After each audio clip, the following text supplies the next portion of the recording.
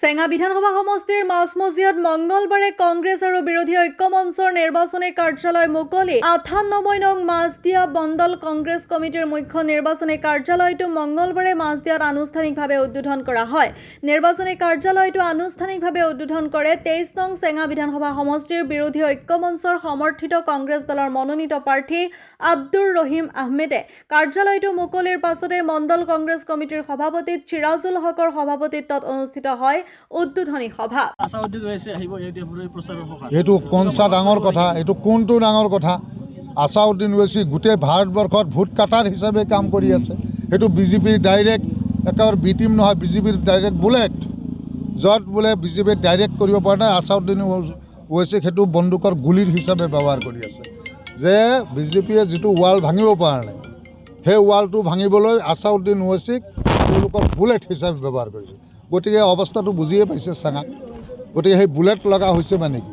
আজি বদৰুদ্দিন আজমল আৰু হিমন্ত বিশ্ব শৰ্মাৰ মাজত কিবা পাৰ্থক্য আছে নেকি?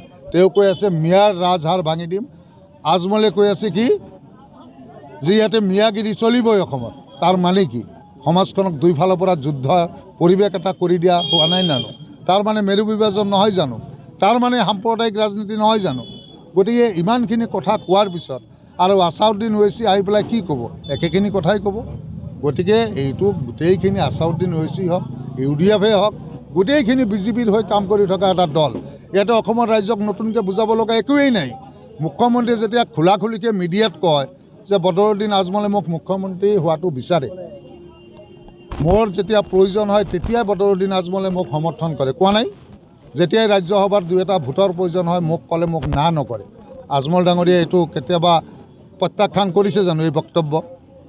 বদৰুদ্দিন আজমল ডাঙৰীয়াই সাক্ষাৎকাৰত কোৱা নাছিলে জানো যে আগৰ গছৰ ব্যৱসায় আগতে বন্ধ আছিল, হিমন্ত বিশ্ব শৰ্মা মুখ্যমন্ত্ৰী হোৱাৰ লগে লগে খুলি দিলে, কোৱা নাই?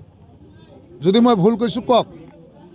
গতিকে এই কথা বতৰাবোৰ গোটেই ৰাইজৰ মাজত চৰ্চা চলি আছে, গোটেই ৰাইজে জানে। গতিকে তেওঁলোকৰ টেঙা আম এতিয়া নতুনকৈ বজাৰত বিক্ৰী কৰিব নোৱাৰে।